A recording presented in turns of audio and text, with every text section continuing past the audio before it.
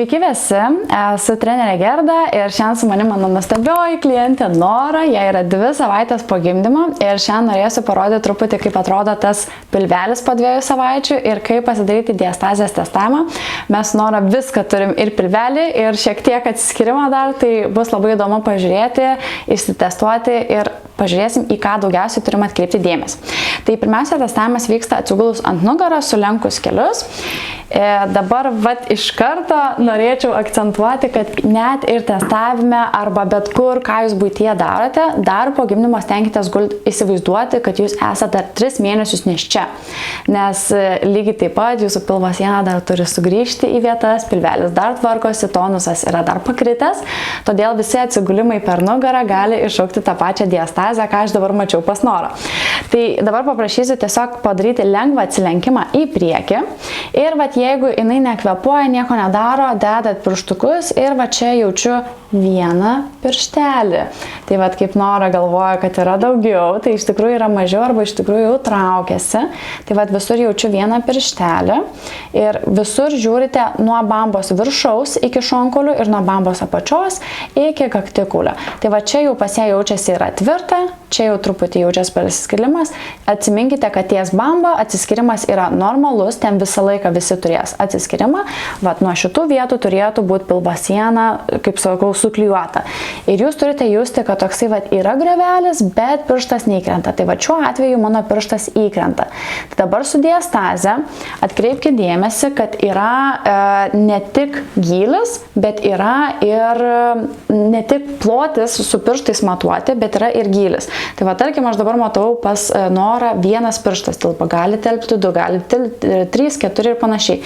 Neišsigąskit, kad po gimdymo būna, kad tenais telpo pusę rankos ir panašiai, nes tai būna visai ką tik po gimdymo, susitraukusi staigi gimda, raumuo nespėjo taip greitai susitraukti, todėl jums viskas dar grįžinėja vietas. Dažniausiai testavimus rekomenduoju atlikti po kelių savaičių, kada jau tikrai po truputį viskas traukiasi. Tai tarkim, Norai dabar 2 savaitės, kada Nora paskutinį kartą testavaisi? Prieš savaitę. Tai per savaitę greičiausiai net dar vieną pirštą pasitraukia. Tai kad neišsigastumėt, nedarykit to 1 savaitę, 2 savaitę geriau, tai po 3, po 4, po mėnesio, po 2, tada jūs tikrai žinosit, kas vyksta su jūsų pilvo siena. Tai kaip minėjau, gali būti centimetrais, tai yra kiek atsiskyrusi jūsų pilvo siena į šalis, bet vėlgi tai gali būti, kad dar nėra diastazė, nes diastazė yra įtrūkimas baltosios linijos, ar ne? Tai mes dar žiūrime į gylį. Gylis yra į piršto vidų. Tai tarkim, galima matuoti iki nago, iki 1 sulenkimo piršto, iki 2 sulenkimo piršto. Tai dabar mes pasižiūrėsim, kas yra pas Norą. Ar tai yra tik tai prasiskirimas vieno piršto, ar visgi aš galiu eiti į gylį. Aš dabar čia pajaučiau raumenis, ar ne? Tai yra vienas pirštas. Ir pamatavom, kad čia ne 4 telpa, bet vienas pirštas. Toliau gylis, kiek aš galiu įdėti. Ir dedant pirštuką, aš jaučiu, kad nuo raumens pas mane gylio yra iki 1 lenkimo piršto, ar ne? Tai vadinasi, kad šiek tiek yra į gylį įlindusi baltoji linija, jinai yra, jeigu žiūrint į maišelį, tai tarsi maišelis būtų ištemptas. Ne plokščias, bet ištemptas maišelis, ar ne?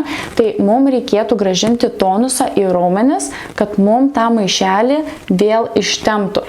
Ar aišku, apie ką aš čia kalbu, ar ne? Tai yra baltoji linija per mūsų pilvo sieną ir mes tą maišelį turim sutraukti. Tai šiuo metu jis yra labai laisvas ir mums reikia grąžinti tonusą į pilvo sieną. Labai realu, kad kai jūs galite jau kišti daugiau negu iki 1 lenkiamojo piršto, labai realu, kad tai jau yra diastazė padarinys, kuris liko arba po gimdymo, arba nebūtinai, galbūt jūs iš vaikystės atsinešėt, galbūt jūs iš sporto atsinešėt šitus visus reikalus ir dabar tiesiog jau pasireiškia šita problema. Tai jums reikės atlikti funkcionalius pratimus, kurie tinkami diastazijai daryti, ar ne? Tai tuomet jūs turėsit galima turėti funkcionalią diastazę arba nefunkcionalią. Tai pavyzdžiui, jeigu jūs turite tą vieną pirštą su gyliu, kad jūs jau geba dėti daugiau negu viena lenkiamoji dalis, ar ne, jums jau tas guzelis, tas dešrelė tokia tarsi šoka į viršų, tuomet jums reikia atlikti tam tikrus pratimus, kvėpavimo pratimus ir labai sąmoningai judėti buityje, tie patys atsilenkimai atgal ir panašiai, 2 kojų kėlimas. Tai turi būti labai sąmoningi korpusiniai pratimai, kurie uždaro tą griovelį. nes paprastai, kaip sakau, paprastiem piliečiam be diastazės nereikia daug stengtis, kad to grevelio nebūtų. Tai dabar parodom, kas yra ta dešrelė ir tas grevelis, kurio mums reikėtų vengti, kad būtų ta funkcionali diastazė, vat kaip ir norai dabar reikėtų judėti buityje, kad būtų funkcionali diastazė. Tai paprašysiu vėl padaryti atsilenkimą į priekį. Ir va čianais matote, yra kol kas dabar truputį įkvėpk ir padaryk tokį tarsi spaudimą. Vat man dabar labai lengva matyti, aha, va čia matote, visur yra tokia kaip deša iššokusi, ne, toksai iškilimas. O dabar iškvėpk, suimk šonkulius žemyn, dubenį įtrauk į apačią ir iš karto matote ir net bambos linija susitraukia ir tos raukšlės visos susitraukia. Ir jeigu aš dėčiau dar šiek tiek paspausk, atsipalaiduok, jau pavargai, įkvėpk ir iškvėpimas spaudi viską žemyn, taip, va, viską įtraukia ir iš karto aš jau tiek į gylį negaliu dėti piršto. Dabar jeigu aš dėčiau gylį, man tik tai iki nago daja.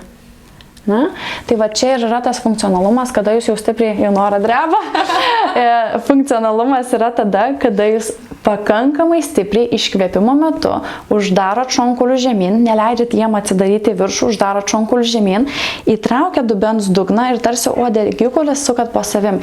Ir jūs visą pilvo sieną tarsi apsikabinat ir sukat po savimi, kad jinai būtų tvirta. Ir tik tada atliekat kažkokį tai sunkų judesį.